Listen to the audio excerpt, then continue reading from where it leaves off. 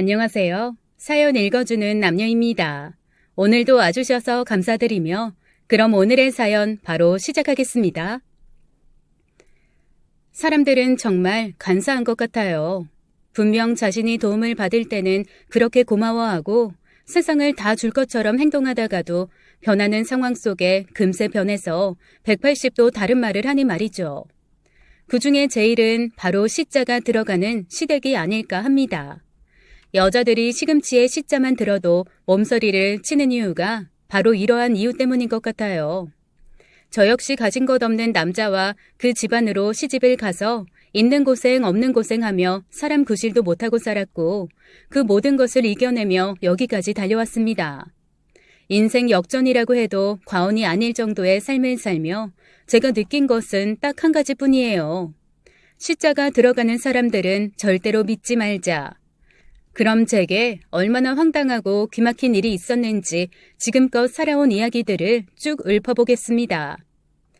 세상에서 가장 착하고 바보 같은 남자라고 하면 그게 바로 제 남편일 거예요. 그 정도로 다른 사람들한테는 싫은 소리 한 번을 못하고 늘 그저 허허 웃으며 양보해주는 사람이죠. 욕을 해도 그러려니 하고 심지어 부인인 제 험담을 들어도 허허거리며 웃기만 할 뿐 아무 대응도 할 줄 모르는 그야말로 바보 천치 같은 사람이랍니다. 그 사람과 살면서 몇천 번쯤은 가슴에서 천불이 나서 미칠 것 같았지만 그런 모든 것들 다 이겨내고 버티려고 한 데에는 몇 가지의 이유가 있었어요. 첫 번째로는 아이들이었고 두 번째는 남편과 함께 작성한 계약서 때문이었습니다. 자식들에게는 부모가 온전하지 않은 가정은 죽어도 만들기 싫었던 저인지라 끝끝내 참기로 했고 계약서는 하도 제가 힘들게 고생을 해서 나중에 잘 되면 꼭 인정을 받고 싶어 받아놓은 것이에요. 남편은 바깥에서는 정말 착한 사람이었지만 그렇다 보니 제게 집안에서 해주는 것이라고는 아무것도 없었습니다. 오히려 그런 남편이 밖에서 저지르고 온 일을 해결하느라 저는 하루에도 수십 통의 전화를 돌리고 복장이 터져서 미쳐버릴 것 같은 적이 한두 번이 아니었죠. 하루는 뜬금없이 돈 300만 원을 내놓으라고 남편이 말했습니다. 저기 여보, 300만 원만 줘봐. 내가 급한 일이 생겨서 그래. 뭐? 300만 원? 당신 월급도 제대로 못 주면서 무슨 300만 원 같은 소리를 하냐?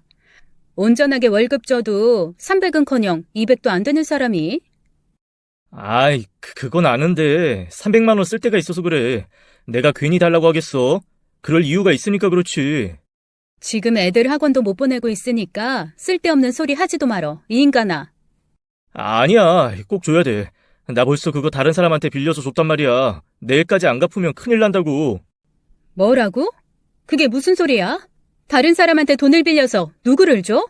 내일? 이게 다 무슨 소리야? 답답한 남편은 자기 수중에 돈이 한 푼도 없어서 남한테라도 돈을 빌려서 다른 사람한테 줬다고 했습니다. 그 당시 아이들 학원도 못 보내고 정말 힘들게 살 때였는지라 돈 1,000원을 아낀다고 아이들 먹고 싶다는 분식도 제대로 못 사줬는데 말이죠.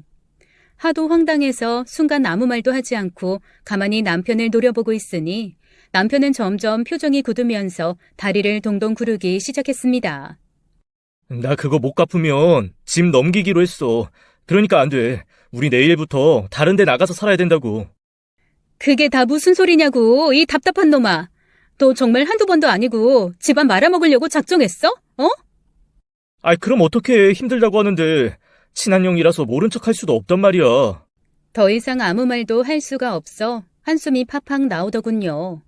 우물쭈물하면서 제대로 대답도 못하는 남편의 얼굴을 보니 뺨이라도 한 대 시원하게 갈겨주고 싶었지만 그 당시 단칸방에 살고 있어서 아이들이 볼까봐 차마 그럴 수는 없었습니다. 그렇게 어영부영 다음 날이 되어버렸고 정말 누군가가 저희 집에 찾아와서 협박 같은 말로 무섭게 말을 하더군요. 돈 내놔요. 이 집 아저씨가 빌려간 돈 당장 안 내놓으면 우리 정말 가만히 안 있어. 어제부터 전화도 피하더니 이제는 아예 가족들 버리고 도망이라도 간 거야? 뭐요? 당신들 누구예요? 누구길래 그런 말을 하는 거예요? 당장 돌아가세요. 당장! 내가 왜 당장 돌아가요? 당신네 집 계약서가 나한테 있는데 월세집이라 뭐 대단한 건 없어도 보증금에서 300뺄 돈은 있으니까 이거 내가 가져가야겠어요. 이 집 아저씨가 그동안 아무 말 안 해요. 벌써 2번이나 기한 연장시켜준 건데. 남편의 황당한 이야기보다 낯선 남자의 방문에 더욱 놀란 저는 그 사람을 통해 자초지종을 듣게 되었고 결국 사채업자를 통해서 돈을 빌린 사실까지 알게 되었습니다. 남편이 받는 쥐꼬리만한 월급에 공장 사정이 좋지 않아 그것도 몇 달째 제대로 월급도 들어오지 않았는데 어째서 그런 용기가 났는지 도무지 이해가 되지 않더군요.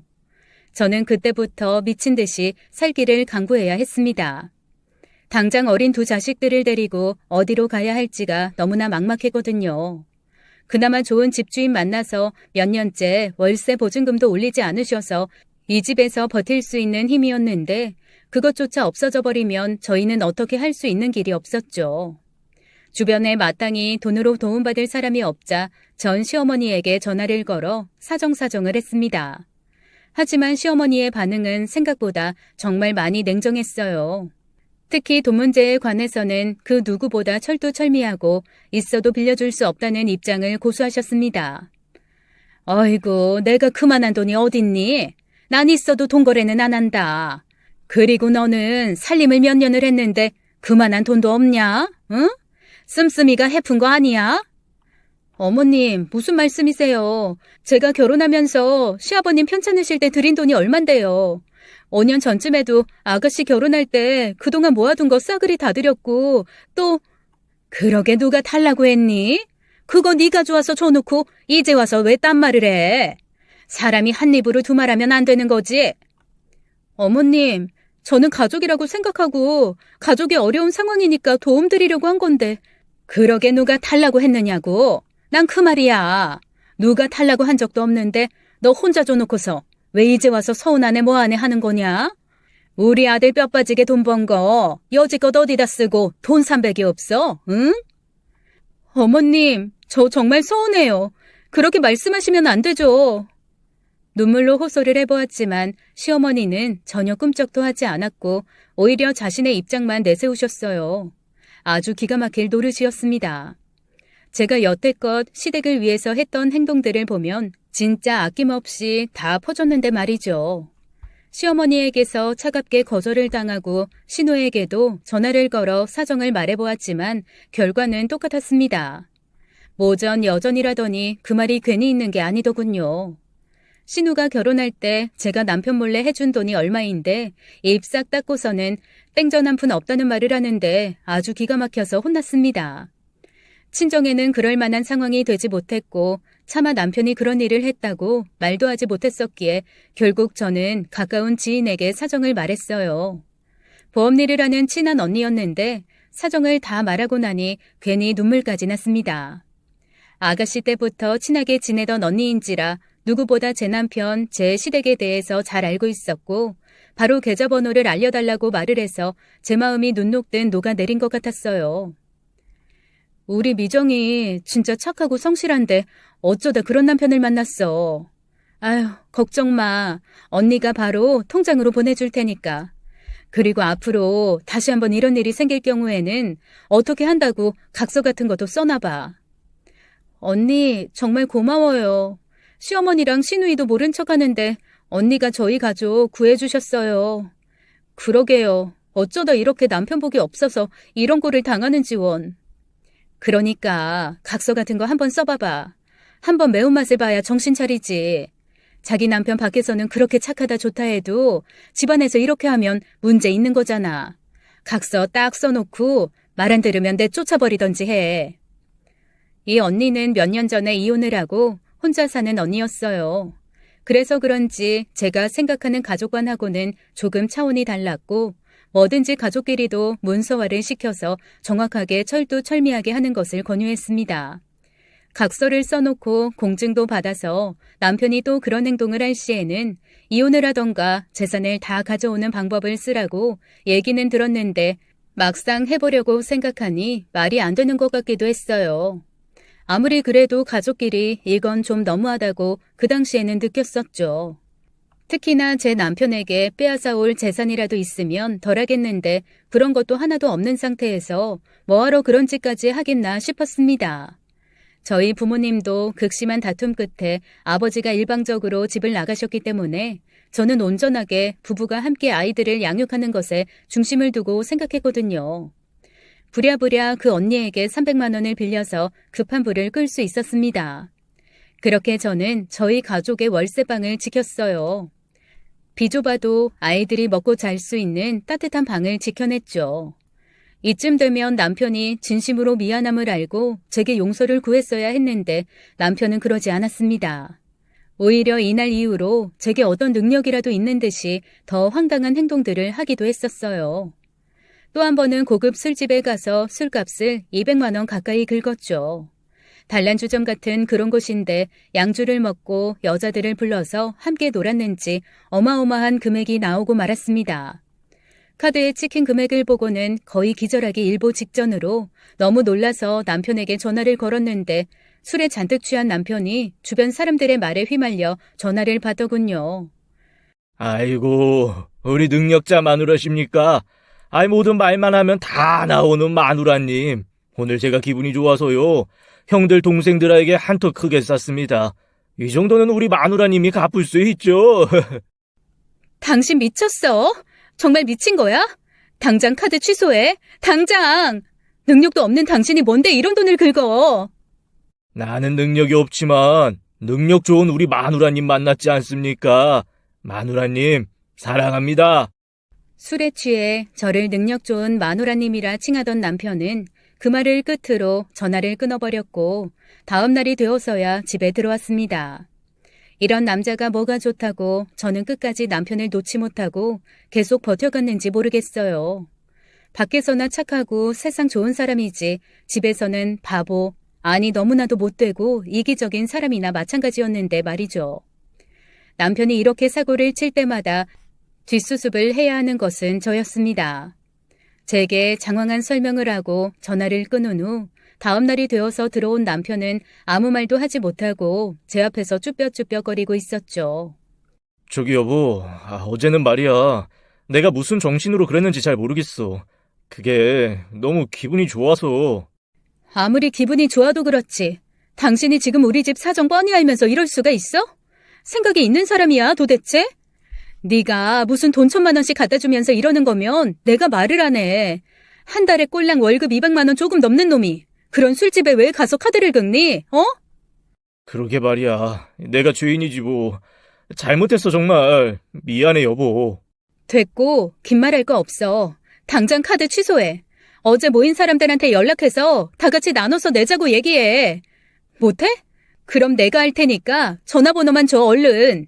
어떻게 그래. 내가 기분 좋아서 낸다고 하고 마신 건데. 나 그렇게 거짓말하는 사람 되고 싶지 않단 말이야. 나 못해. 그건 절대로 못한다고 여보.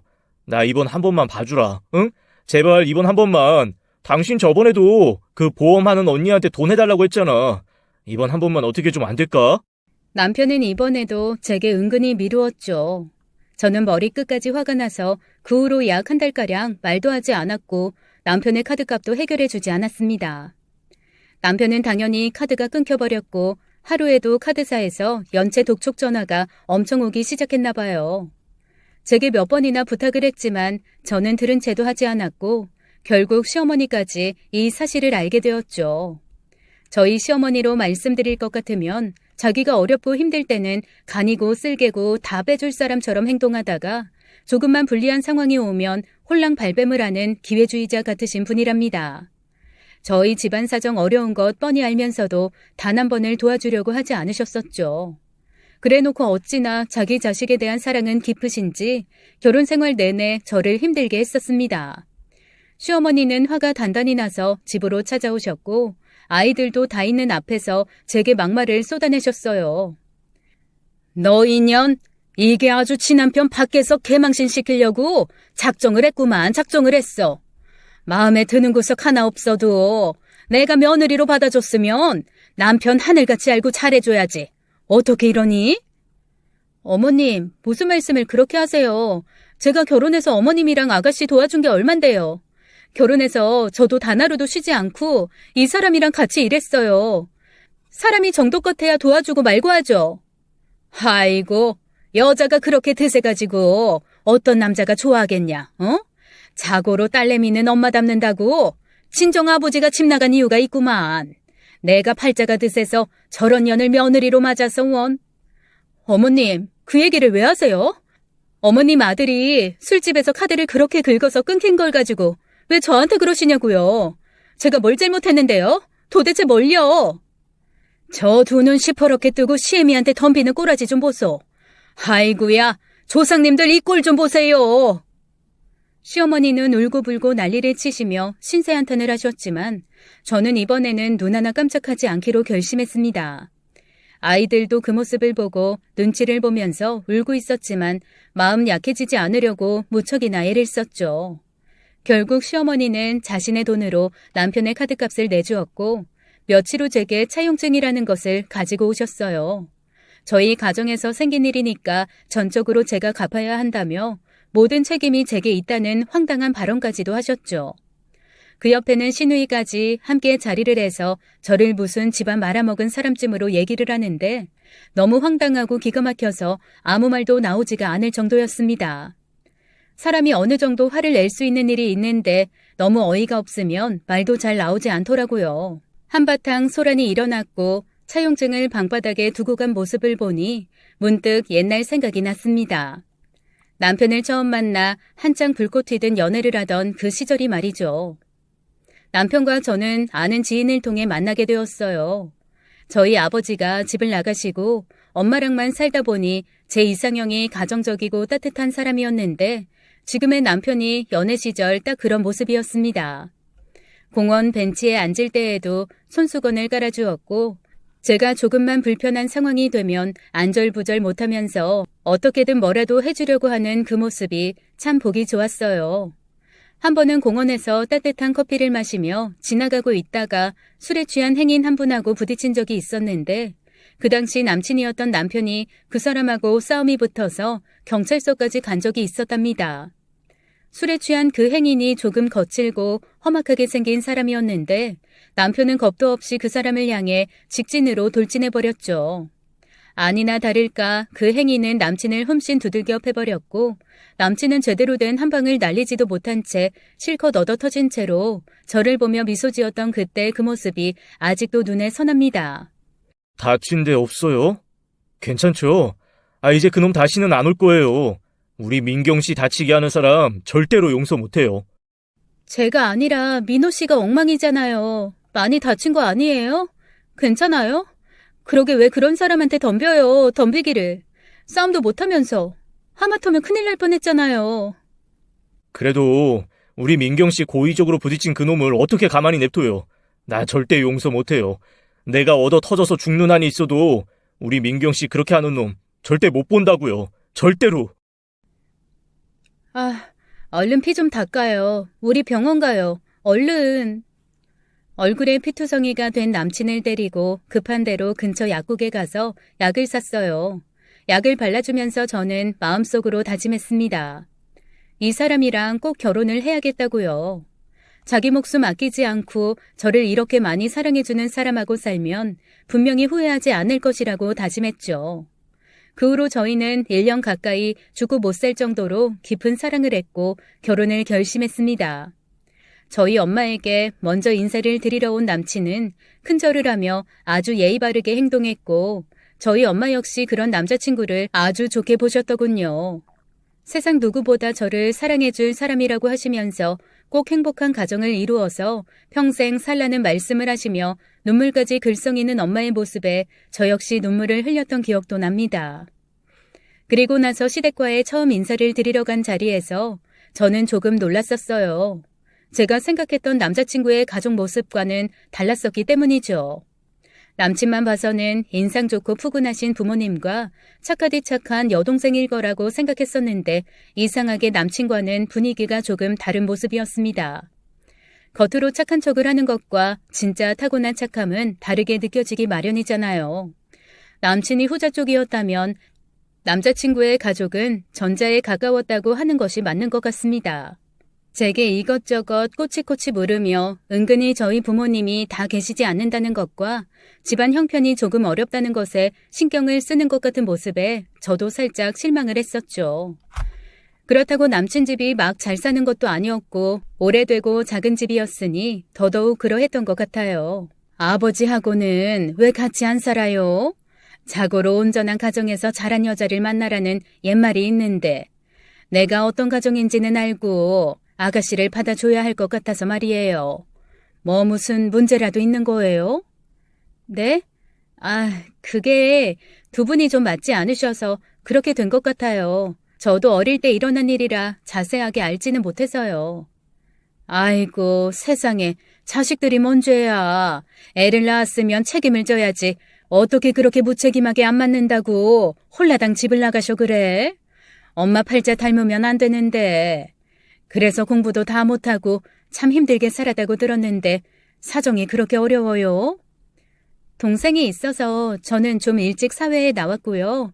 그래도 저 나름대로 열심히 일하고 열심히 저축해서 제 나이 또래보다는 목돈도 꽤 모았고 동생도 도와주고 그랬어요. 저 정말 열심히 살았거든요. 저와 저희 부모님을 얕잡아보는 예비 시어머니의 말투 때문에 저는 일부러 더 제가 열심히 살았다며 돈도 많이 저축했다는 말을 해버렸습니다. 사뭇 놀라는 표정으로 저를 쳐다보시더니 그 후로 제게 따로 전화가 와서는 혼수 얘기를 꺼내시더군요. 아가씨가 모아둔 돈도 꽤 있고 하다니까 내가 걱정 안 하고 그럼 얘기할게요.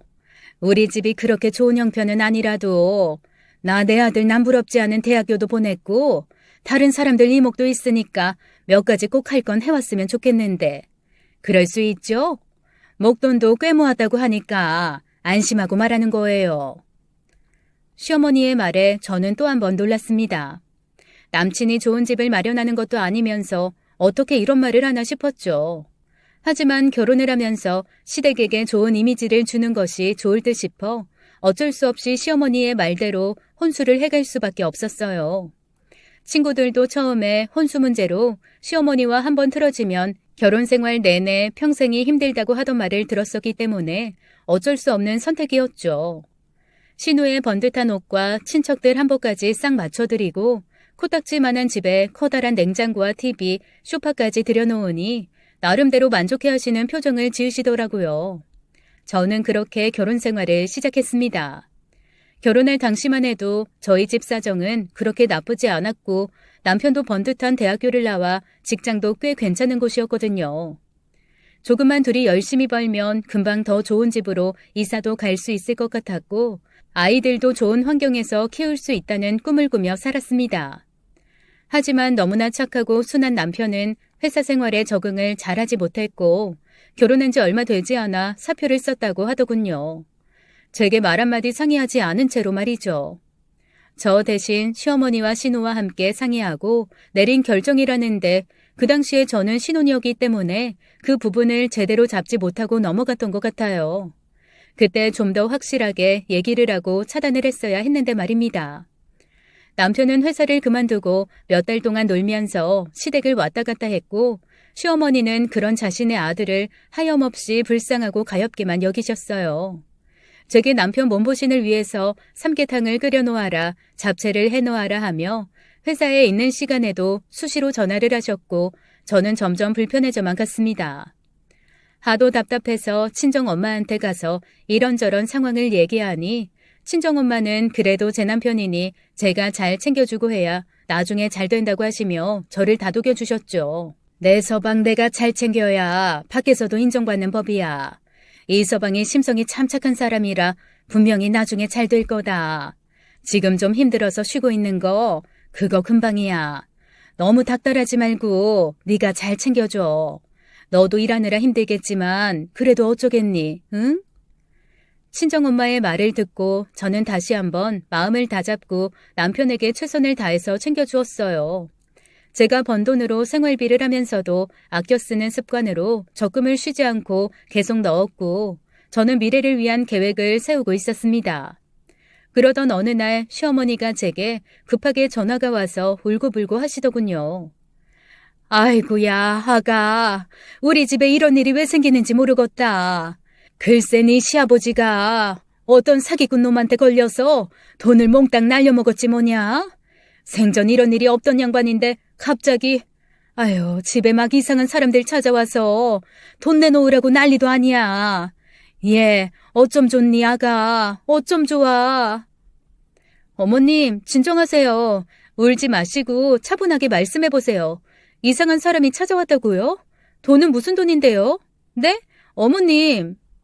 모르겠다 나도. 네 시아버지가 어디 노름판에 가던 모양이야. 생전 안 가던 양반인데 거기서 뭐가 어떻게 됐는지 모르겠는데 아무튼 노름빛이 어쩌고 저쩌고 하면서 당장에 500만 원 안 갚으면 네 시아버지를 어떻게 한대나 뭐래나. 아이고야 나 무서워 죽겠다. 어디 동네 창피해서 말도 못하겠고. 나 어떡하냐? 네 시아버지 어떡해. 저는 순간 너무 놀라서 바로 시댁으로 달려갔고 험상궂게 생긴 사람들 통장으로 500만 원이라는 돈을 입금해 주었습니다. 시어머니는 다리에 힘이 풀려서 바닥에 주저앉아 눈물을 흘리고 계셨고 저는 그런 시어머니를 다독여드렸어요. 시어머니는 남편에게 말하지 말아달라고 부탁을 하시며 제게 고맙다고 절이라도 하실 판이었습니다. 아가야, 네가 우리 집 복덩이다. 우리 집 복덩이야. 여자 하나 잘 들어오니 집안이 흥하네 흥해. 네가 우리 살렸다. 네가 네 시아버지 살렸어. 고맙다 고마워. 내 평생 잊지 않으마. 아이고 우리 집 복덩이. 어머님 이제 좀 괜찮으세요? 놀라셨을 텐데 이거 약 좀 드시고 편히 쉬세요. 아버님도 바로 집으로 올 수 있다고 하셨으니까 어머님이 아버님 잘 챙겨주시고요. 아셨죠? 제가 그이한테는 비밀로 할 테니까 걱정하지 마시고요. 어렵게 모은 500만 원이었지만 그 당시 저는 아깝다는 생각을 하지 않았어요. 가족한테 어려운 일이 닥쳤으니 당연히 제가 해야 할 일이라고 생각했죠. 시어머니와 시아버지가 너무 좋아하는 모습을 보니 저도 마음이 편했고 무엇보다 제가 이 집안에서 인정을 받고 있다고 생각하니 기분이 좋더라고요.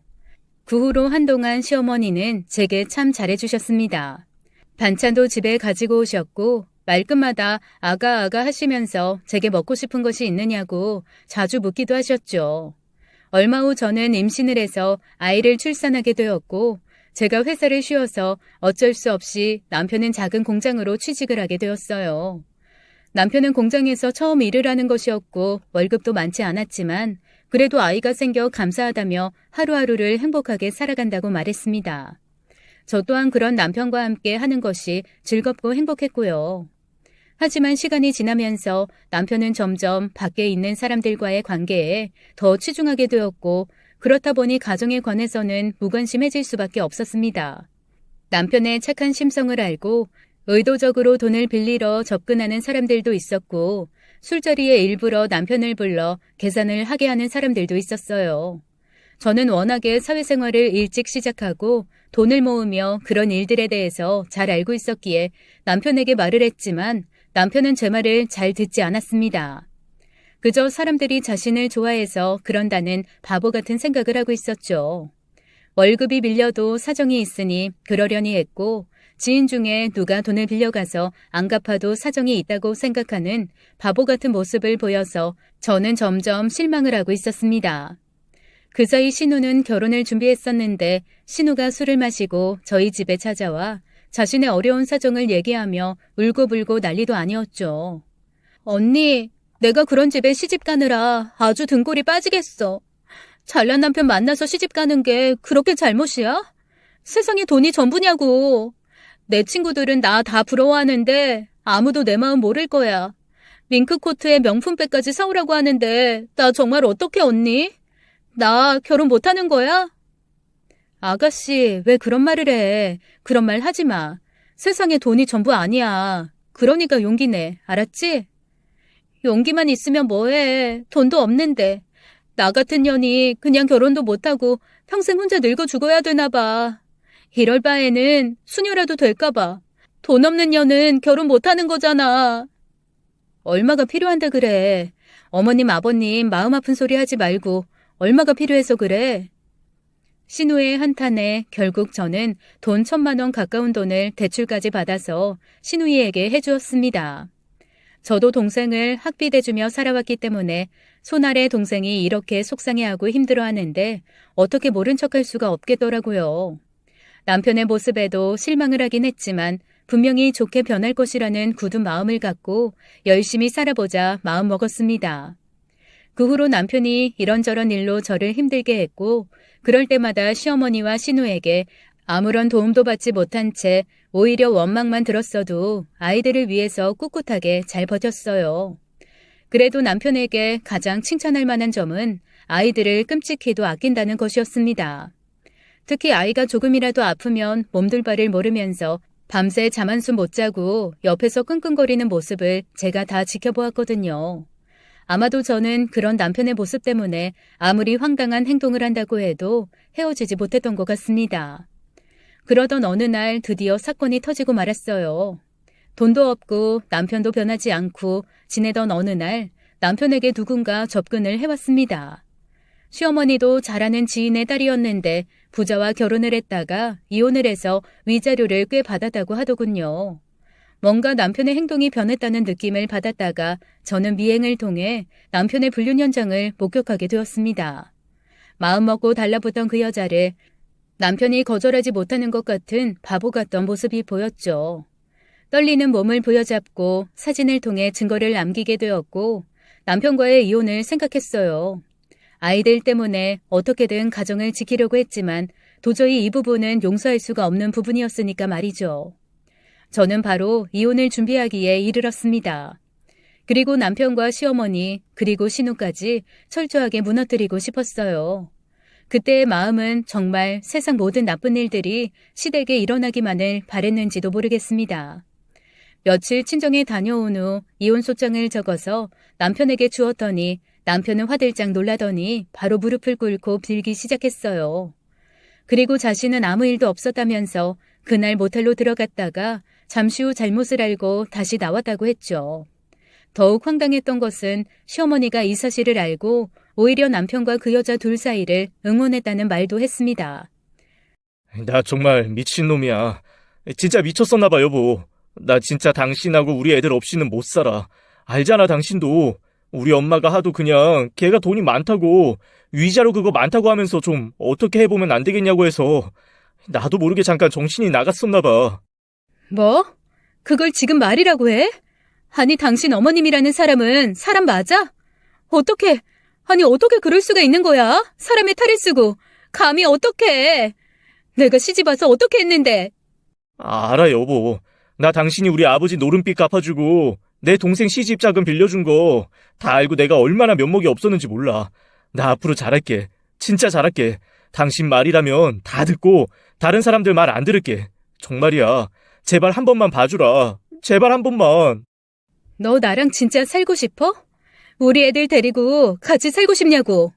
그럼 앞으로 니네 집이랑 인연 끊어. 내가 하자는 대로 계약서도 쓰고 그리고 공장도 때려치우고 기술 배워. 앞으로 우리 가족 먹여 살릴 기술 배우라고.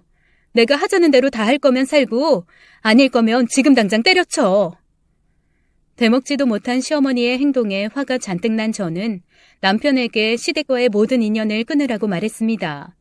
그리고 그렇지 않는다면 당장에 이혼을 한다고 했고요. 남편은 뒤늦게 시어머니와 신우에게 제가 해준 행동에 대해 알게 되고 진심으로 뉘우치며 저와 약속을 했습니다. 저는 그 다음 날 보험을 하는 친한 언니의 도움을 받아 변호사를 소개받았고 일종의 계약서를 작성했어요. 남편과 이혼을 전제로 하는 계약서였으며 시댁과의 일체 관계에 대해 언급하지 않아야 하며 다른 사람들과의 동관계 그리고 여자 문제에 관련된 내용까지 모두 다 적혀 있었죠. 그러자 제가 하자는 대로 하지 않을 시에는 양육권과 얼마 되지 않는 집재산 전부를 제게 다 일임한다는 내용까지도 꼼꼼하게 적어두었습니다. 남편은 천성이 너무나도 착한 사람이라는 것을 알기에 이번 약속은 꼭 지킬 것이라는 믿음이 있었기에 저도 가능했던 것 같아요. 얼마 후 저는 보험하는 언니의 도움으로 세차 기술을 배울 수 있는 일자리를 남편에게 소개시켜 주었습니다. 딱히 다른 기술도 없고 현재 다니는 공장도 부도의 위기에 있었기에 미래를 기대할 수 있는 것이 아무것도 없었거든요. 세차 기술을 배워서 성실하게 일만 잘하면 요즘같이 자동차를 많이 타고 다니는 시대에는 분명히 도움이 될 것이라 믿었습니다. 남편을 그곳에 취직시키고 저는 일부러 일을 하지 않았어요. 남편 모르게 파트타임으로 예전 회사에서 일을 계속하긴 했지만 남편이 제게 기댈까봐 일부러 퇴사를 했다고 거짓말까지 했습니다. 이것도 다 남편을 자립심 있고 강하게 변신시키려고 한 저의 굳은 의지였죠. 맨날 돈 없다, 쌀 없다, 앓는 소리를 했고 아이들을 시켜 학원에 다니고 싶다는 말도 매일같이 해댔습니다. 남편은 하루 종일 일을 하고 온몸이 힘든 상태였지만 그래도 자신이 한 말에 책임을 지려고 하는 듯 인상 한번 쓰지 않고 열심히 따라주었어요. 잘 연락이 되지 않아 궁금했던 시어머니와 신우가 수시로 전화가 왔고 집에도 찾아왔지만 저는 일부러 집안에 아무도 없는 척을 하며 모른 척했습니다. 남편과 계약서를 쓴 대로 시댁에 개입 없이 살아가고 싶었거든요. 이렇게라도 하지 않으면 저는 어떻게 살아갈 수가 있겠습니까? 지금 생각해도 상간녀와 남편이 잘 되기를 바라는 시어머니의 바람은 절대로 이해가 되지 않는 부분인데 말이죠. 저는 남편이 벌어다 준 돈을 차곡차곡 모아두었고 저도 파트타임으로 일하던 돈을 고스란히 모았습니다. 아이들에게 좋은 옷도 못 사주었고 유행하는 학용품도 사주지 못했지만 돈 모으는 재미는 쏠쏠했어요. 남편도 남편 나름대로 성실하게 일을 배우고 있었기에 사장님의 인정도 받았고 좋은 평판도 있는 것 같아 보기 좋았죠.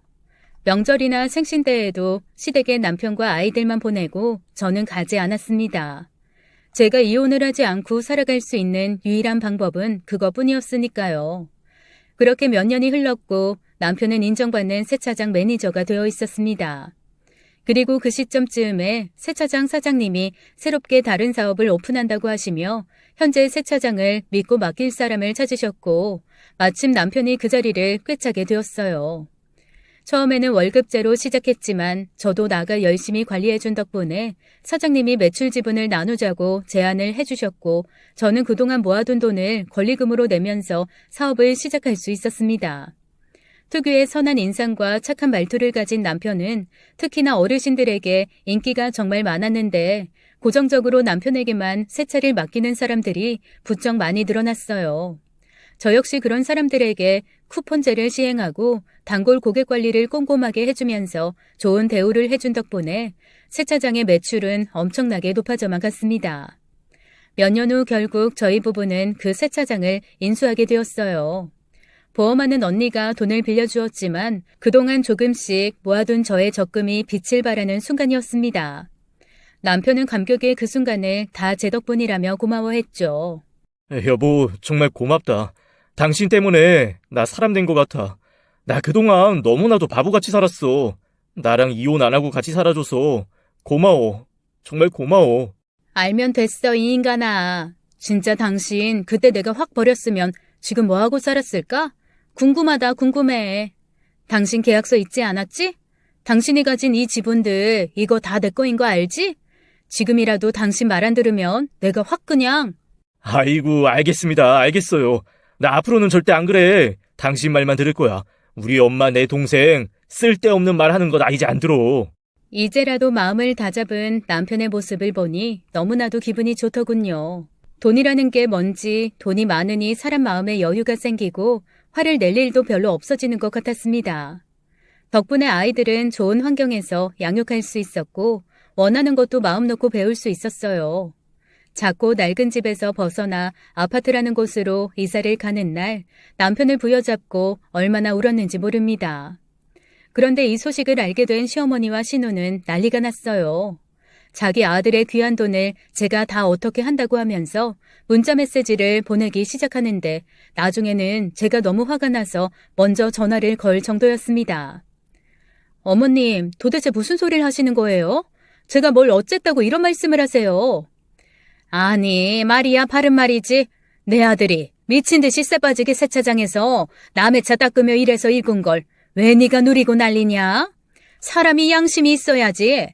너는 돈 한 푼 안 벌고 팽팽 놀면서 내 아들이 번 돈 다 쓰고 다닌다던데. 말도 안 되는 말씀 그만하시고 제게 이런 문자 보내지도 마세요. 아셨어요? 저는 어머님이 돈 많은 여자한테 제 남편이랑 잘해보라고 한 그 순간부터 인연 끝난 사람이니까요. 뭐? 이게 정말 내가 언제 그랬다고 생사람을 잡어? 너 정말 이상한 애구나. 집안 환경도 그지 같고 가진 것 하나 없는 거 받아줬더니 이제 와서 돈 좀 버니까 뭐시 어쩌고 어째? 그게 무슨 네 돈인 줄 알아? 우리 아들 전 보니까 아주 중년 말년에 돈복이 터졌다더라. 그거 우리 아들 돈이라고. 우리 아들 팔자라고. 시어머니의 억지에 저는 바로 전화를 끊어버리고 말았습니다. 애초에 전화를 거는 것이 아니었는데 하도 문자를 많이 보내는 통에 저도 모르게 전화를 걸어버린 것이었어요. 그게 화근이 되었지 뭐예요. 전화를 끊고 세차장에 나가 일을 하고 저녁에 들어와 보니 이번에는 시어머니와 신우가 집에 와 있었습니다. 제가 없는 틈에 아이들에게 집 주소를 물어봐 집으로 들어와 소파에 떡하니 앉아서 배달 음식을 먹고 있더군요. 몇 년간 인연을 끊고 살아서 너무 황당한 순간이라 뭐라고 말도 안 나와 우두커니 서 있었더니 저를 보고 신우가 말을 했습니다. 어머, 언니 살만한가 봐. 이 좋은 아파트에 소파에. 와, 사람은 정말 돈이 있고 봐야 돼. 그치 엄마? 이제 돈 좀 번다고 시댁은 우스워요? 어떻게 된 며느리가 명절이고 시부모 생신 때고 코빼기도 안 비춰요? 애들이 뭘 보고 배우겠어요. 아가씨, 우리 애들 내가 인성교육만큼은 똑바로 교육시키고 있으니까 그런 말 하려거든 돌아가요. 우리 집 걱정 말고 아가씨네 철부지 아들 걱정이나 하라고요. 뭐? 얘가 저 말하는 본새 봐라. 아주 어디서 배워먹은 싸가지인지 모르겠네. 어쩌면 말을 저 따위로 하지? 응? 돈 좀 만지니까 사람이 아주 우스워 보이지? 애지중지 아들 키워서 내 아들이 돈 벌었는데 죽 써서 개줬네 아주 그냥. 짜증나. 뭐가 어쩌고 어째요? 죽 써서 개를 줘요? 어머님, 사람이 할 말이 있고 못할 말이 있죠. 더 이상 어머님 같은 사람하고 대화할 필요도 없고요. 잠시만 기다려보세요. 제가 뭐 보여드릴 게 있으니까. 아이고, 그래. 뭘 보여줄란지 실컷 보여줘봐라. 내가 어디 눈 하나 깜짝하나? 세차장 이거 내 아들 거니까 넌 꿈도 꾸지 말어. 알았어? 저는 더 이상 시어머니 같은 사람하고는 대화할 가치를 느끼지 못했어요. 그리고 안방으로 들어가 남편과 썼던 계약서를 들고 나왔습니다. 이게 뭔지 아세요? 아시냐고요? 어머님이 위자료 많이 받아서 부자된 이혼녀랑 제 남편 엮으실 때 제가 남편이랑 써둔 계약서거든요. 변호사님한테 공증까지 다 받고 했으니까 한번 보세요. 저는 계약서를 시어머니와 신우 앞에 던져버렸습니다. 시어머니와 신우는 쌍욕을 퍼부으며 눈이 휘둥그레져서 계약서를 펼쳐보았죠. 계약서상에 쓰여있는 항목을 읽어보시더니 말도 안 된다며 개거품을 물으시더군요. 뭐? 세상에나 어쩌면 이런 계약서가 다 있냐? 네가 이러고도 사람이야? 우리 아들 재산이 다 네 거라고? 다 너한테 주는 거라고? 시댁이 개입을 하면 뭐가 어쩌고 저쩌? 아주 이게 지엄마 닮아서 남편 갉아먹는 못된 년이구만. 못된 년이야. 이렇게라도 해야 제가 살죠. 왜요? 어머님이 한 행동은 생각도 안 나시나 보죠? 어머님도 딸 키우시죠? 신우 시댁에서 딴 년이랑 잘 되라고 뒤에서 모략질하면 어머님 기분 좋으세요? 당장 나가세요. 저는 이제라도 이혼해버리고 세차장 가지고 자식들 키우면 그만이에요. 어머님 때문에 착한 어머님 아들 폐인되게 하고 싶지 않으면 당장 나가라고요. 아니 이게 정말 아이고 혈압이야. 시어머니는 그 자리에서 뒷목을 잡으면서 소파로 털썩 주저앉아 괴거품을 물고 쓰러지는 신용까지 하셨어요. 하지만 저는 시어머니가 고혈압도 없고 아주 건강하다는 것을 알고 있었기에 눈 하나 깜짝하지 않았습니다. 신우는 불리한 상황으로 돌아가고 있다는 걸 알자 제게 욕을 하면서 자꾸 시어머니를 데리고 나가자고 하더군요. 아무리 그래도 언니 이러는 거 아니야. 어떻게 시어머니한테 이럴 수가 있어? 아가씨나 잘해. 맨날 아가씨 시댁 쌍욕하면서 어쩌고 저쩌고 궁시렁거리지 말고. 알았어? 어디서 시댁에 잘하라는 얘기를 하고 말고 해. 얼른 시어머니 모시고 나가. 더 험한 꼴 당하고 싶지 않으면. 신우는 더 이상은 할 말이 없다는 듯 시어머니를 데리고 나갔습니다. 그리고는 분명히 바로 세차장으로 향했다는 것을 저는 알고 있어요. 쪼르르 남편의 세차장으로 달려가 이런저런 얘기를 하면서 나 죽겠다 할 것이 뻔했으니까 말이죠. 아니나 다를까 얼마 후 남편에게서 전화가 왔고 저는 모든 사실을 알려주었습니다. 계약서도 다 보여줬고 남편이 지금 제게 하는 행동에 따라 저도 단호하게 결정을 내리겠다고 말이죠. 남편은 꼬랑지를 내리며 제게 미안하다고 하더군요. 내가 대신 사과할게. 미안해, 여보. 우리 엄마 무슨 말을 했을지 뻔해. 어머님이 나보고 죽 써서 개 줬다고 하시더라. 내가 개인가 봐. 당신 불륜까지 참아가면서 뒷바라지에서 철없던 당신 세차장 운영에서 성공하게까지 해줬더니 나보고 그런 말을 하셨어. 당신이 결정해. 지금이라도 당신 어머님하고 같이 가서 살 거면 그렇게 해. 그 대신 계약서에 있는 내용은 철저하게 지켜야 되는 거 알고 있지? 아니야, 무슨 말을 그렇게 해. 아니야, 다 당신 덕인 거 알아. 내가 알고 하늘이 아는데 뭐. 잘 진정하게 해드렸고 집에 가셨으니까 걱정하지 마, 응? 저는 이때까지만 해도 남편의 진심을 믿었습니다. 마음 잡고 이렇게까지 만들어준 것이 저인 줄 안다면 당연히 이래야 했으니까요. 언젠가는 한 번의 풍파가 지나갈 것이라고 생각했기에 저는 얼른 이 상황을 마무리 짓고 안정감을 찾으려고 무진장 애를 썼던 것 같습니다. 하지만 한 달 후 남편이 세차장을 담보로 대출을 받아 시댁에 준 사실을 알게 되었고 저는 결국 단호하게 계약서에 적힌 대로 이혼을 결정할 수밖에 없었어요. 그 착하디 착한 바보 같은 남편이 결국은 저를 믿지 않고 또 시어머니와 신우의 꼬임에 넘어가 돌이킬 수 없는 강을 건너고 만 것이었죠. 두 번의 기회는 주지 않았습니다. 이미 저도 참을 만큼 참았으니까요. 그대로 바로 이혼을 준비했고 결국 계약서에 쓰인 대로 세차장과 양육권 전부를 가져올 수 있었습니다. 어떻게든 가정 하나만은 지키려고 노력하고 참아왔던 지난 세월이 참 부질없게 느껴졌던 순간이었어요.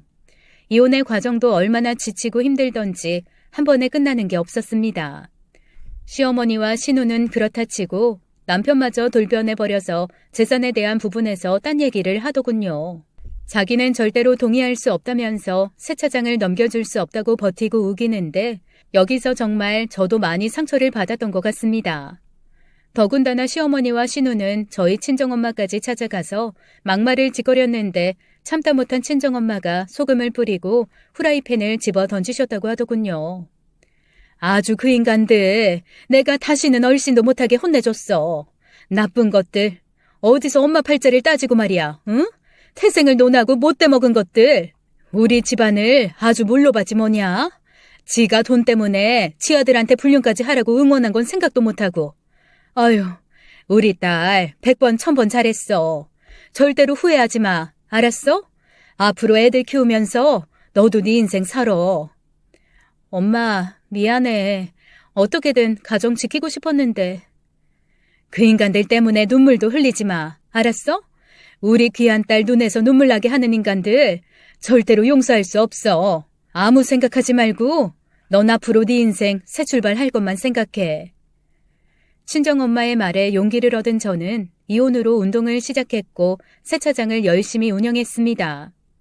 남편에게 단골로 봤던 손님들이 떨어져 나가긴 했지만 성실하고 유능한 직원을 채용한 덕분에 시간이 지날수록 다시 세차장은 이전만큼의 인지도를 회복해 나갔어요. 남편과 함께 있던 모든 순간들이 기억이 나서 허전하기도 했고 홀로 침대에서 자는 시간이 외롭기도 했지만 그런 기억들에 더 이상 사로잡히고 싶지 않아서 기를 쓰고 몸을 피곤하게 만들었습니다. 외롭다는 생각이 들지 않을 정도로 몸을 혹사시키며 일을 하고 운동을 하고 나니 베개에 머리만 대면 바로 잠이 들어버릴 정도가 되더군요. 그로부터 1년 후 남편이 세차장으로 찾아왔습니다. 대낮에 허여멀건한 얼굴을 하고 옷차림은 후줄근해져가지고는 주차장 입구 쪽에서 서성이고 있었어요. 그동안 제대로 아이들도 보러 오지 않고 가끔 전화로만 아이들과 소통하는 것 같더니만 도대체 뭐라고 지낸 건지 행색이 초라해 보였습니다. 거기 서서 뭐해? 뭐 할 말 있어서 온 거 아니야? 그럼 와서 말을 하든가. 거기 차들 들어오잖아. 안 비키고 뭐해? 그게... 잘 지냈지? 애들은 다 잘 있지? 여기는 여전히 잘 되네. 하긴 당신은 워낙 꼼꼼하고 그래서 잘할 거야. 제대로 애들도 보러 오지 않고 뭐라고 지낸 거야. 옷골은 또 그게 뭐고. 그게 말이야. 내가 좀 곤란한 상황에 놓여서 그러는데 혹시 여유 있으면 돈 좀 어떻게 안 될까? 나 완전히 속았어. 속았다고.